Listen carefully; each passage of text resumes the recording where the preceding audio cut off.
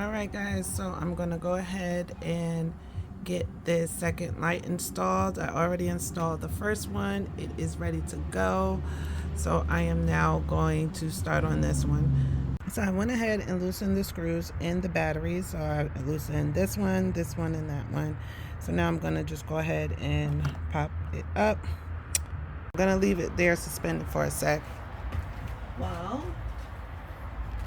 I grabbed me a microfiber towel, stick it in there just so that it doesn't accidentally touch.